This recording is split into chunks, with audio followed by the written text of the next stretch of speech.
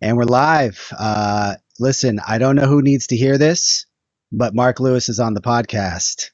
Mark, how we doing? I'm great. How are you, Kalen? I'm doing good. Did you I appreciate needed that? to hear that. Yeah. Yes. That's the opening. That's it. Right. That's the That's opening. it. That's the podcast. That's That's it. Just, that's it. just That's cut the it off right now. podcast. Um, We're done. yeah, so we're making fun of this thing we were tweeting about today, which is this thing that you see people do all the time now, which is there's like a couple of these like tweet patterns that are just like self-replicating all over Twitter, and like everybody uses them, and then they get overused, and it's like they get a little bit annoying, but then they still work, like it's weird. Like that one you were saying of like, that's it, that's the tweet. Like people keep tweeting that. Um, Yeah, and it gets the likes. It gets the attention apparently. it does. Like it somehow works. It's so funny that you mentioned that, because like I see that too, and I get annoyed by that too. And then, I'm But then like, you like it anyway. yeah, like, well, sometimes I intentionally don't like it because it annoyed me, but I noticed that Yeah. it still got my attention. So then I'm like, hmm dang it, you know? Um, Yeah. it's this, It's like a dark pattern of tweeting because I think it's like the familiarity. Like people like the pattern of like, oh, I recognize that joke or something. And yeah, it's weird. I don't know exactly what it is. But I spend far more time than is reasonable thinking about that whole deal. It's just like, for most people, it's just a random throwaway. Um, Anywho, I'm so pretty sure. Yeah, I'm pretty sure a lot of people like on Twitter these days have like ghostwriters for their tweets. you think so? Uh, I think so. I think there's like one guy like that's writing a couple companies like all their tweets. I'm not going to mention any companies or any guys, Okay. but I was gonna some say like in like D2C. I was gonna be like, dude, Mark, you have a lot of conspiracy theories, man. And then I was like, but some of them turn out to be right. So that's like, when Yeah, somebody, we'll see. that's the thing about conspiracy theories. Like some of them are true. Like there is weird Right? stuff that happens. Um, Someone needs to like create an algorithm and like feed multiple tweets from multiple people into it and be like, oh, this matches this pattern. Like these right, people are being controlled by this one person. right, right. I bet GPT-3 could probably pull that off. Oh, what do we got there? Never deploy on Fridays. That's a solid mug. Yes. Yeah, Yeah. yeah. I love that one. It was, it was funny. I was talking to Jerry's from Platform SH, and apparently one of Platform SH's like slogans is deploy on Fridays. Oh, And I nice. was like, he had like a water bottle that said deploy on Fridays, and I was drinking out of like never deploy on Fridays. He was like, are you trolling me? I was like, what are you talking You're about? like, are you I didn't know trolling me? right. Yeah. That's hilarious. That's so funny. Um, yeah. Oh, you know what's funny is I was thinking about I did this podcast with Mayer Bianchi.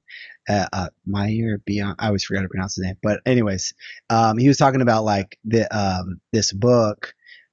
Which book is it? It doesn't have to be crazy at work by Basecamp, which talks hmm about not using martial language, like military language, like the troops and battle, and like to kind of, there can be a lot of that can contribute to like a sense of like craziness or urgency at work or whatever. And hmm I was like, on the one hand, I was like, yeah, I agree with that. I think that's smart to maybe avoid that. But then also in lots of cases, I just think it's cool. And then it didn't even occur to me that deploy is is like, Yeah. I mean, yeah, I guess that's kind of the joke of well, the and you got mug the rifle. of Yeah, like, yeah, yeah, it's like it is like kind of military themed. I didn't even like connect that with other stuff. I remember seeing that clip, and I think it was kind of about like using that language to like, I don't know, target other people. I feel like you something deploy might be, I don't know, you're deploying code. I don't know. It seems different, but maybe. It feels different. I guess maybe it's like the target of the like you said, the target of the language is the code and not a person. Like, Right. you know, maybe that's the difference. Like if you said we're going to deploy a developer, that might feel a little more violent. I don't know. I don't know. Parachuting into that server. Yeah. We're gonna parachute in. Um, I have to lock your thing here because it keeps doing this really strange thing where it like resets. Go. A little bit of inside baseball there for everybody following along with the video.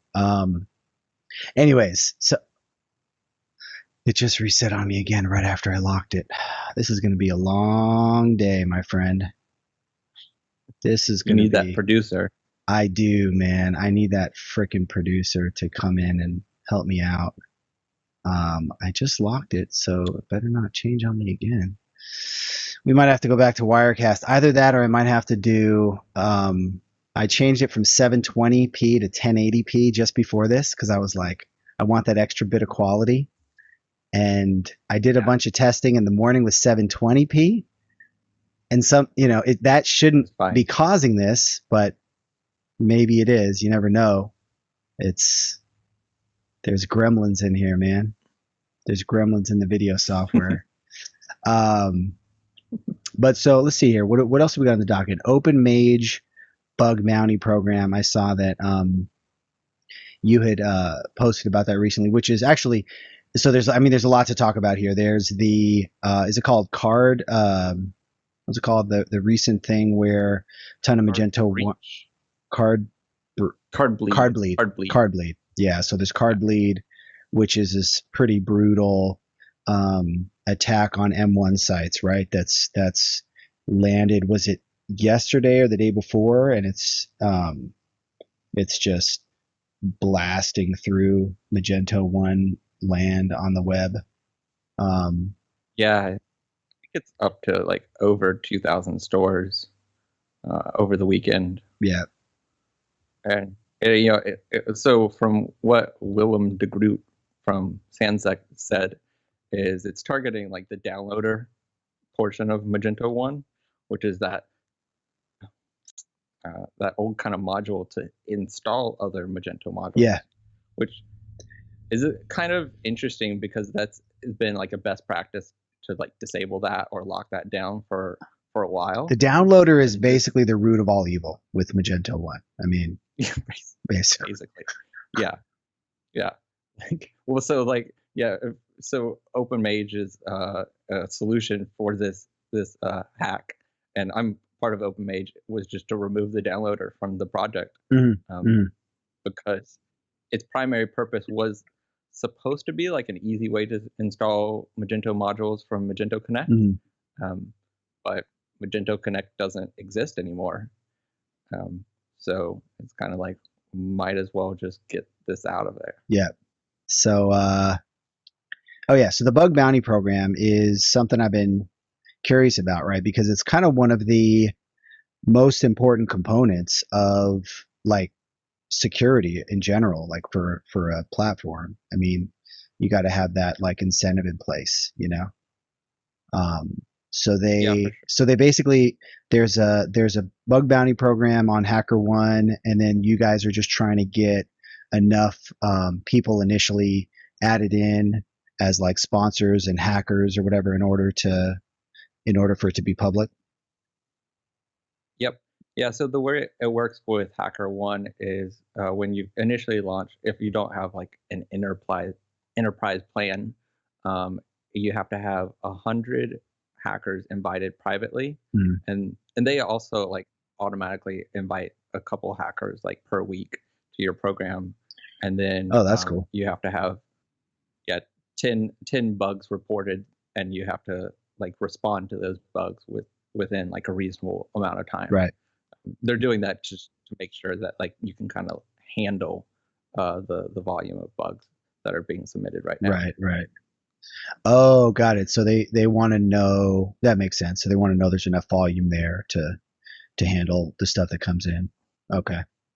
Yeah, I mean, Yep. like I mean, I feel like if they have the bug bounty program, I mean, everybody's always saying like M1 is super insecure now that it's not backed officially by Magento Adobe, and I feel like if there is a bug bounty program, with the community tools like Sansec and things like that, I feel like it'll be as good. I mean, this is kind of that example that everybody was kind of waiting for, of like M1 to get absolutely crushed from a security perspective. Um, Right. I think that Willem said that he didn't suspect people were waiting for the end of life. I think he said something to the effect that like they wouldn't, the value of the incentives for these hackers, like they wouldn't just wait for that. Like if they can get paid, I guess they're just trying to get credit card data. So if they can get it today, whatever day they can get it, they'll want to get it. I don't know. Exactly. Yeah. I mean, they harvest like these credit card numbers in bulk, and then they sell off the credit card numbers in bulk on the dark web for, you know, pennies on the credit card, because only a certain number of them like actually work. Right. Uh, yeah, it's a whole market. Right. Dark web. Do you have customers on Openmage? Yeah. Yeah.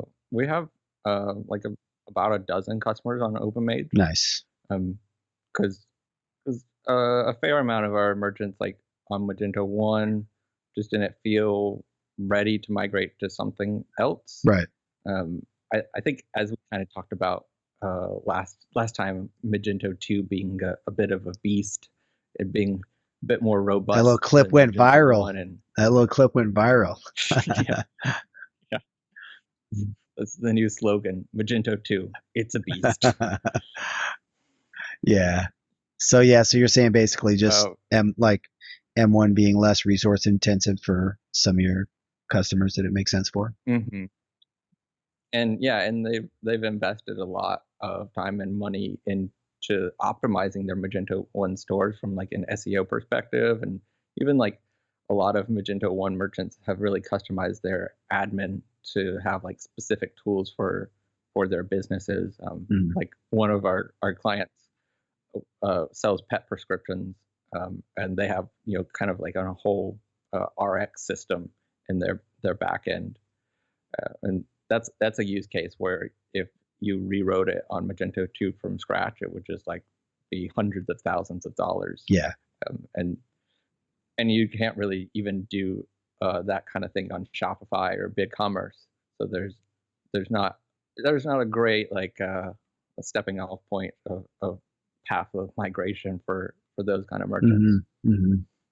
Yeah, it's just like people have massive portions of their entire business in custom Magento code. I mean, I remember having that the last company that I was with, and it's just kind of par for the course. Yeah, I mean, I think there's a case to be made at some point in the life of a business. It's good to start from scratch and get like a refresh. Yeah. But it's not necessarily like great timing, especially this year with COVID. A lot of businesses are being a bit more conservative, even though e-commerce as a whole is doing really well. There's certain sectors of the market that are doing really, really badly too. So those merchants aren't really like looking forward to paying for a big migration to Magento or Shopify. Just any kind of migration is more costly to keep things on going. Yeah. I mean, I think for a lot of them, it's like the timing might be right within several years from now, then 5 years from now.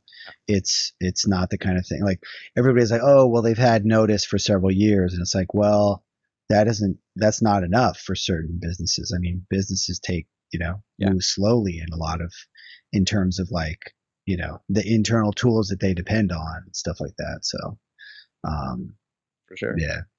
And I mean, It's like almost like if you buy a car, or I mean, I guess in this case, you get a car for free, and then you kind of upgrade it over the years, and the manufacturer sends you like a notice of like, hey, we're gonna stop supporting this car. You just have to stop driving it. You're gonna be like, maybe not. Maybe I can keep driving this car Right. until it really breaks down. Like, Right. let's see about that. Like, like, how about I just drive my car as long as I damn well please, right? Like, Exactly. it's like, Yeah. it's my car. Like, you know, yeah, like I can totally respect that perspective, you know? I Um, think yeah, some of our Magento One clients are of like kind of that libertarian perspective of like, right, don't tell me what to do. right, right, Like right. I want to be independent. Like I was trying to figure out whether, because a lot of people are sort of, I guess you could say, like dunking on M1 right now, like, oh, like knew this was going to happen. And I was thinking to myself, like, like the type of merchant that has stayed on M1 up until this point, like, are they going to be at all deterred by this, or are they just the type of person that's like, they don't like, I mean, I guess I'm sure it will deter some in the sense that if you're getting hacked, you're gonna find a way to solve that. Uh, Yeah. but I don't know. Like, I still don't know if it's going to be fundamentally less secure than other platforms. I mean, people found absolutely horrendous exploits of M1 and I want to say M2 as well under, Yeah. when it was officially supported. So I don't know. You know. It's kind of like par for the course, and just M1, M2, because they're pieces of software, they're living software. They're gonna have exploits, and the question is, you know, is there an organization like Openmage or Mage One, or I think a big thing right now is that the hosting companies are taking a lot more re- kind of responsibility or just proactivity Right. of trying to keep their M1 and M2 stores secure, having like their own internal scanning tools, Right. because I think they've realized like there's a lot of support burden like when they do get hacked, whatever they can do kind of like on a firewall level or Right. Apache rules, to keep them safe is good for everyone. Right. So I think the whole ecosystem is a lot more secure than it was 5 6 years ago Right. for both M1 and M2. Right. I mean, and like, I don't think anybody could have prevented this one. I mean, I don't think Sansec would have been able to prevent this one. Although I'm assuming they probably caught it faster than anybody else, and probably, I'm guessing that if you Yeah. had, well, I'm guessing you might have some of your customers on Sansec. Did they get it patched like fast enough that it was resolved, like that it was basically caught within hours or a day or so? Well, so yeah, we do have an agency license of Sansec, so all of our M1 and M2 clients like Oh, are nice. scanned daily.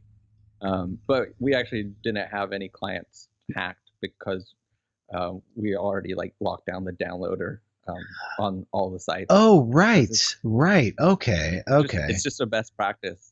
Um, Dude, freaking yeah, advertisement for Natalico right there. You got it. right, right.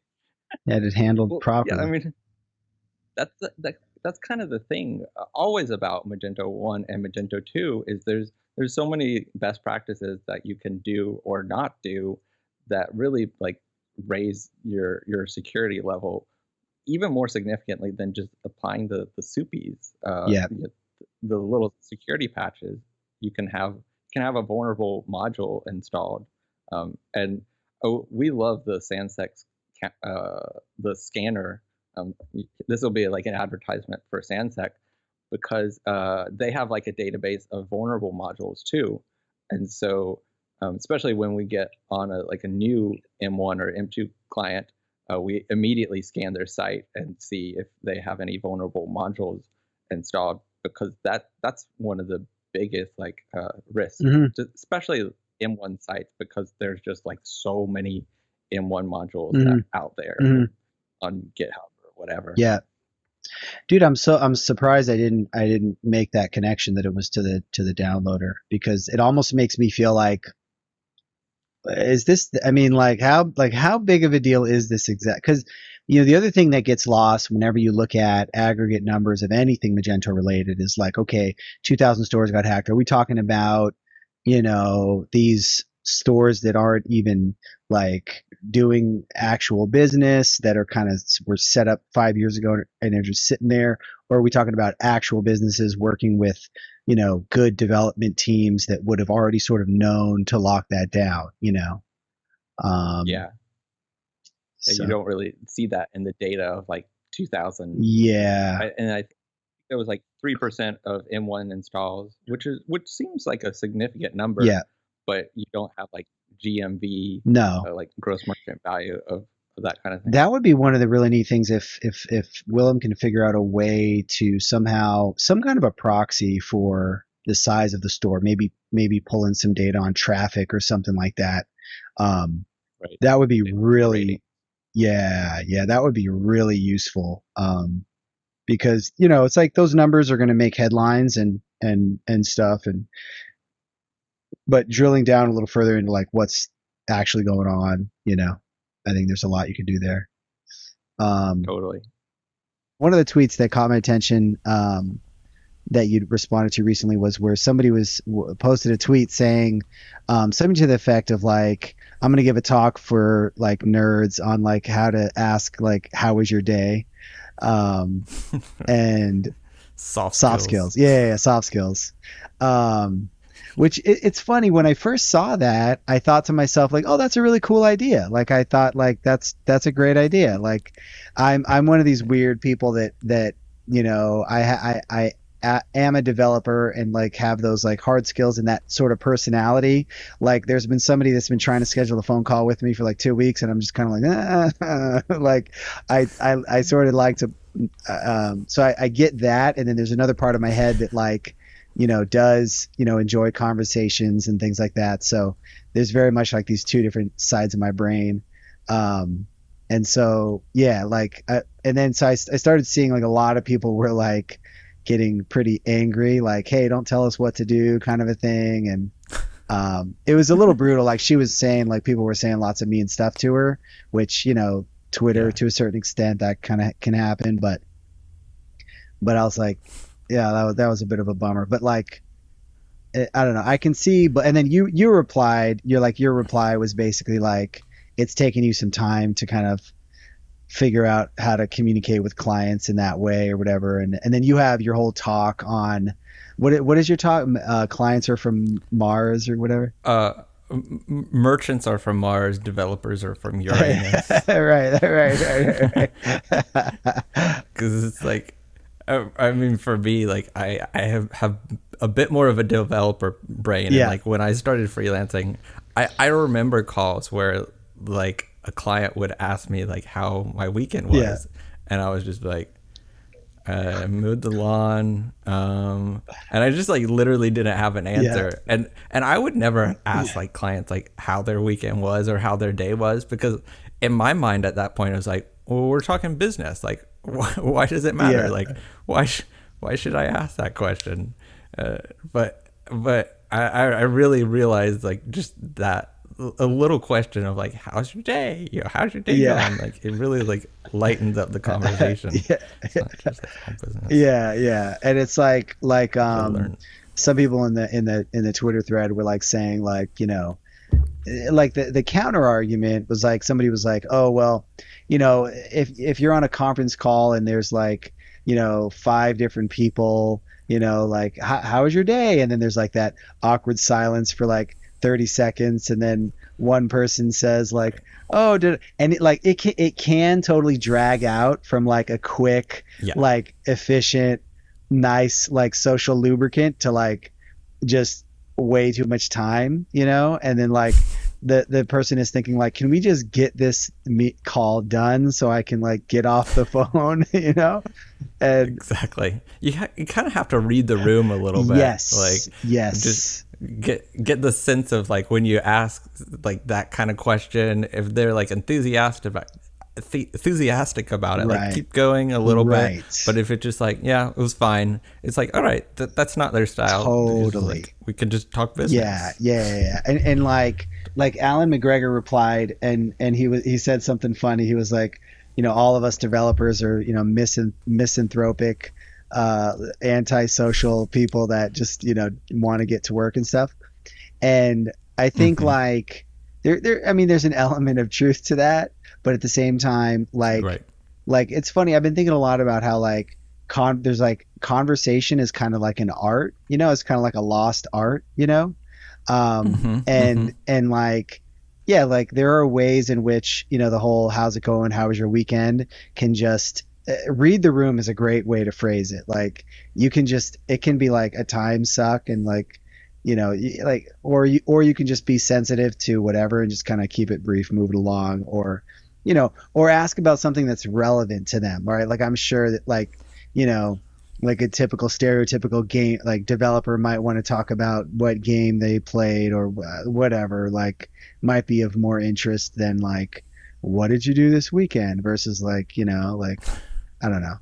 So I think on some Yeah. level everybody appreciates like small talk as long as it's sort of Yeah. like done right, whatever. um Hmm. I've been working a little bit more, not on my small talk, but just like having like a agenda for calls and everything, kind of a template, especially for new clients, kind of getting to know yeah. them. And a good question I came up with, or I collaborated with like a kind of like sales Hmm. coach, Oh, that's is cool. like, tell me about how you started your business. You know, Nice. what like made you start your Right. business, and that kind of opens them up to talk about themselves, Right. but it's also like relevant to the call, Right. so it's not just useless information. Yeah, that's a great one. I really like that. And like that was why when I first saw the tweet, I was like, "Oh, this is such a great idea to like give people like little tactical tips and tricks that you can kind of, like just pull out of your pocket." And then everybody took it Totally. totally the other, well, not everybody, but a lot of people took it totally the other direction of like, "Don't tell me what to do." Da da da da da da. And it's like it's definitely useful to have those tools because it's like an easy conversation opener that, like you said, it's like like it like greases the wheels of the conversation a little bit but also gives you some good information. So in that way that's like maybe like a better question than how was your weekend, because it's like it's Hmm. like useful as well. um Yeah. How was their weekend? Like, doesn't matter usually. Sometimes you can kind of get on like a little jumping off points of yeah. like, oh, you went to the baseball game. You love the same sports. Like John, who works for me, like really likes sports, and I Right. really don't like sports, or I'm so ignorant. So like, when he's on calls, like he'll always like, someone is wearing a shirt or something, Right, he'll he be like, picks "Oh, up go on it. Phillies!" And Yeah. yeah, and clients make fun of me for my lack of Right. sports knowledge. And Right. one one of my clients was like, "You should always say like go Panthers, because there's like the Carolina Panthers where I'm uh from, and then there's apparently a Florida Panthers Oh, team. is I it the think Jacksonville hockey, or something? Okay, okay. maybe so. I don't know. So that's my team. That's my jam. Go Panthers." Yeah, yeah. I'm like not into sports at all either, and I always feel like so awkward whenever like that type of a conversation comes up where it's like like somebody gets like real excited to talk about sports, or they start naming like specific players, and I'm just like Oh yeah. just like yeah, yeah, man, totally, totally. That was a tough trade. That was a really bad trade. Right. Right. I mean, did you see that ludicrous game last night? It's like, wow, I can't believe that was real, it's That was crazy. real strong gameplay. Real, you gotta keep it very like vague. Like yeah, they really They play hard. They gave it their all. We should like try to see how long we could stretch out a conversation based purely on like vague non-statements about sports ball. Oh man. There's a IT Crowd episode. It's like a British show about two like IT nerds and their manager. And that's like the plot of one episode. One of the characters, one of the developers just like goes into bars and he like learns a few phrases and everyone's just like, oh yeah, like, oh my gosh. And he's just like, oh man, I have all these new friends at the pub, and you know, and he has no idea what they're talking about. That's so funny. But yeah, I mean, I guess that sort of wraps up. I think it would be a cool thing for, like, I guess the other component of it though too is like for you and me, right? Like we have, like we're developers, but we also have a job where we do sales on some level, right? Or marketing or whatever. Yeah, for sure. So it's the type of thing that we see the value in it because it sort of has value to us. Whereas like a lot of developers, like they don't necessarily want to pick up any of those other skills. Regardless of how valuable those would be for their career. And I could go into a whole spiel on that, like learning how to like sell, whether you're selling internally or whatever, like has a lot of value. But like they might say like, I don't want to have any of those skills. Like even if I agree that it's valuable, like I don't want to have any social skills whatsoever. Right. And yeah. So, but I guess it's valid if they felt that way. It definitely like changes like your career path, I think.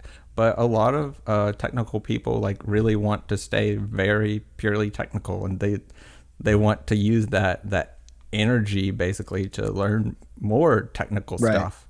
And it just, I think different people's brains work differently, and you kind of like build neural pathways like one way or the other. That's not to say if like you learn soft skills, like you lose hard skills. But at the end of the day, you only have but so much energy and time in the day. I feel like learning soft skills and losing hard skills is basically the story of my life. So I think that, probably does happen. Sucks. I'm at my best where I'm somewhere in the middle in that sweet spot. But I guess the thing I wonder about though is like let's say like you're saying, somebody who wants to be very technical, doesn't want to be like client facing, doesn't want to be like sales facing, solution architect, whatever. Like even them, like I think on some level wants to be social. And like if you look at, for example, like GitHub is like, I don't remember the website headline was like social coding or something like that. Like there's an element of GitHub itself that is social, like, and I think about like streaming, like how people watch people that play games and stream, right? And like you're watching somebody play games, but you're also listening to them talk the whole time, which is like a one-way communication. But like I kind of feel like even those people that would say they're not very social, like and another great example is how people will play games together and then they're talking to each other on audio the whole time. And so I feel like, and like, which I think is one of the best ways, like in COVID, for like dev teams to stay connected is literally like playing games together. And I keep hearing that from people. So I feel like even for people that are like less social, there are just different ways, like different neural pathways that they want to be social, like different modes, you know what I mean? So definitely. I mean, I've like changed as a person. I remember 10 years ago, the thought of like going to a bar, like with someone that I didn't know well, like wasn't already like my best friend or something like that, and just getting a beer, that like gave me social anxiety. I was like, what are we going to talk about? Right. You know, this is going to be really awkward. And I think that kind of thing, like you can learn to kind of grow out of that, but also like you're saying, you can find different ways to relate. Right. I think a lot of developers like a bit more like meetup things because they're not so one-on-one. Right. And there's some distractions. There's food. Even like there's like talks at a meetup, Mm-hmm. but I don't think most people Nobody go goes for for the the talks. But that just gives it, yeah, it just gives it a little structure Right. to be like, oh, this has a purpose. And I remember too is like, well, like, people are getting together, like, well, why? Like, what are we going to do? We're just going to eat and drink. I'm like, oh, wait, what's the purpose of that? Yeah. Yeah, that's funny. I remember talking to somebody once about meetup or something organizing. They're like, oh well, we got to figure out what the talk is and find someone to give a talk and da da da da. And I was just thinking to myself, like, why not just do a meetup where you just get drink, like I don't know, like go somewhere, get some snacks or some drinks or whatever, and just hang out. That's like my Yeah. idea of a good Yeah. time at a meetup, you know. Um, Exactly. but like that's going back to the original tweet. That's what was so interesting to me about it is that I feel like that would be so cool if you could, give, nerds. I saw somebody post on LinkedIn recently that they were like, I don't like the word nerd. And I 100% thought it was, they were being ironic about it at first. I was like, ah, ha, ha, ha, that's funny. It's like, and Yeah. then they were like serious. And I was like, oh God. Um, but, No. but like, yeah, like if you could do it in a way that was like useful, it seemed like it'd be, cool. But then if you're doing Yeah. it in a way I mean, that is maybe condescending or comes off as being condescending or is interpreted that way, I guess yeah, people would be like turned off. And I didn't think she was being condescending. I thought it was just cool, but I guess some people took it that direction. yeah, I think one element that we haven't touched on is a little bit of culture. I know different cultures relate to people in like really different ways. Like, well, like Russians, Ukrainians, they're a bit more straightforward and to the Right. point. And if you ask them how are they doing, it can actually be like an overly personal question. Right. And it's just like, It's oh, like the what, equivalent of you know, saying like, how's your why? relationship with your mother? It's like, what? What did you Exactly. just say to Yeah. me? Like, it's like, yeah. I learned that because like there's a lot of Russians in Miami, and a lot of them are my friends now, and they've like revealed to me like how interesting it was to kind of adapt to U.S. culture and people being like, how are you doing? And they are feeling like, oh, this is really personal. I don't even know you. Like, why are you asking me how I'm Yeah. doing? And then they would answer it honestly, and then the people would be like shocked because they said like, oh, this day sucks, I'm not doing well, and the person that they're talking to is like, oh well, I'm sorry, I don't really mean how are you doing, it's just an expression. It's such a horrible interaction where like you try to be vulnerable. It's like, oh, you didn't want me to be vulnerable at all, and it's like, yeah, it's just like, No. yeah, that's a funny one. Yeah. I think like in summary, like what I take about those kind of things and the soft skills is honestly the having the best like toolkit that you can have is being more versatile, of like recognizing different cultures, like kind of the whole read the room thing, and being able to adapt to kind of the energy and the style that you're of the person you're talking to. Ultimately, that will allow you to connect with them best. Yeah. A lot of other people can also adapt to your style, and that's fine. But if you have like more versatility in that way, you'll just be able to like have a smoother conversation with more people. Yeah.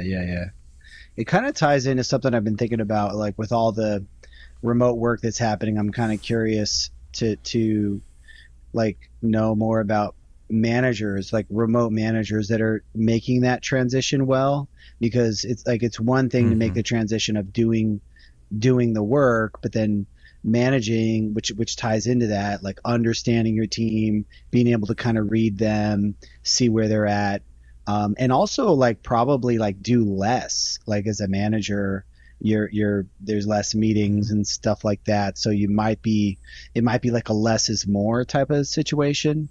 Um, Yeah, and I don't know. That's something I was thinking about. Like it's got to be hard for managers to try and figure out their role and stuff like that. for sure. I mean, I've always managed remotely when I've had a team.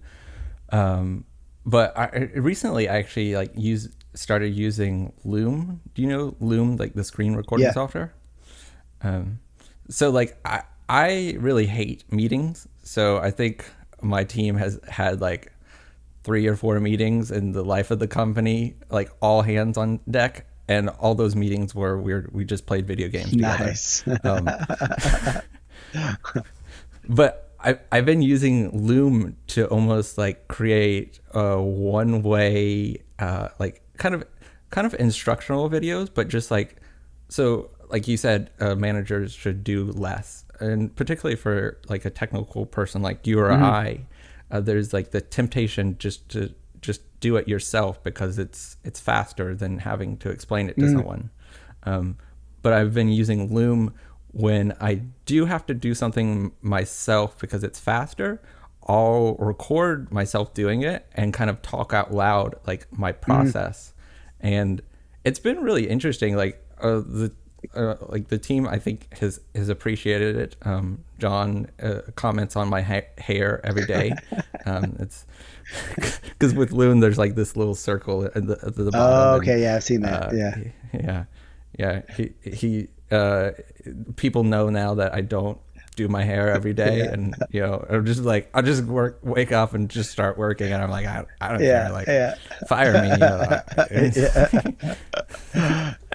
um, and then like we are able to compare each other's workflows too, and I think we've learned a lot from each other, being like, oh, you do it that way, Right. like, and if you didn't see the other person like doing Oh, it, nice. you wouldn't even think to ask the question, Nice. and that's been really Yeah. cool. And it's a way to communicate too, where it would kind of be similar to a meeting where you have all the verbal and And the you can screen see and yourself in stuff. the Yeah. video. Yeah, but it's not so like back and forth. It's still like asynchronous, which is, Nice. I very much prefer Yeah. asynchronous communication. That's super interesting. By the way, you totally pull off the like messy hair look. Like I've tried like whenever I That's try my to do that, I'm like, "Oh yeah, I could do that." The whole messy hair thing, it just looks stupid. So it's just it just does You just have to own yeah, it. it just You just have to I own don't it. know, man. Eventually, it just becomes normal, and people lower their expectations of your hair, and then it No, looks normal. no, I think some people just pull it off better. Um, but so like, what are the types of things that you find yourself doing on Loom? Is it is it like, because I think of like QA as like the standard type of thing you would do, like I'm Mhm. testing this out, da, da, da, da. But are there other types of things you find yourself doing that are just like things you wouldn't have done previously as far as a screencast? Yeah, so recently I've been trying to cross train a lot of my team on Shopify, because we've been mostly Magento for a Right, while, um, and with Shopify, a lot of the development is like simpler, right.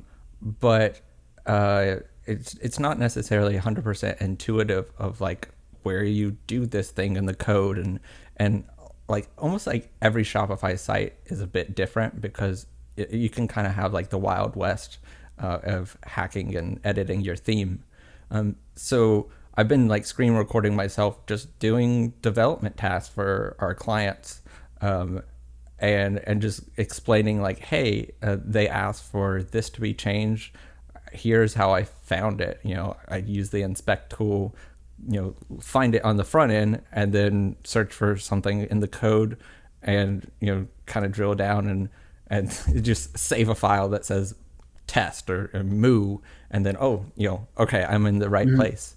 Um, and so a lot of that kind of stuff has been really really useful for like developers that aren't like used to Shopify being like, oh, like this isn't that hard. I just didn't know how to get into this, like how to start. That's been really useful, and it's been useful for if do a task like one time, basically it makes them be able to do it the next Right. time. And if there's a similar task the next time, it over time that cumulative learning like makes them more Right. versatile. That's cool. And it's been a while. Like I went through a phase of doing a bunch of screen recording stuff back in the day, but it's kind of been a while. Are there things that Loom does that make it easier to use quickly or whatever than like other tools or? I think I really like Loom because you click record, and then as soon as you click stop, it's automatically uploaded onto your kind of like video library, and then I kind of like post like a link to the tasks. We use Asana for like task management, and kind of like connect. Hey, this is the video that explains like how I did this particular task. I think Loom's interface is just like really clean. easy to use. Yeah. And That's cool. yeah. You can get that little circle of seeing your head, and I think it's just like funny and like kind of personable to like see the person as they're coding, and you're like thinking really hard. Yeah, it's like a small touch, but like it probably makes it just makes it different. Like a lot of times with software, it's about those small touches that just make something easier to use or more engaging or what, and then you're making fun of each other's hair, and there's like maybe a little bit of that like social component that you're missing out on and stuff. And it's interesting. It's like Totally. It's also one of these things of like one of the trends of where like the things that work in a remote like COVID context are also the things that just work in general. Like having good documentation, screen recordings, that's something that has always been a good practice. And a lot of people have been doing that for a while, but it's kind of just forcing us to do more of it now. And there's like tools are better. So like, it's just kind of more people are doing those sort of best practices, This may be a little controversial, but I kind of view like in-person work as like a crutch of like, if you have to get together in person to accomplish this, like maybe you're missing out on, like you said, like documentation or, like more versatile things of like, keeping this going longer term. If you, and I know that a lot of people, like especially developers, don't like to be interrupted while they're coding. And so if you have like a manager that always wants to come up to you as a developer and be like, hey, oh, can you do this? Can you do this? Like that's not going to be a very happy developer. Yeah, they're going to quickly get frustrated and stuff. And it's like that's a funny way to put it. Working in person is a crutch. It's like I used the term job smell recently. Like, the phrase code smell. It's like I was like, I wonder if job smell is like a term, and I might have come up with it. I couldn't find an existing reference to it, so I'm taking credit for it. So I think having to work in person is a job smell.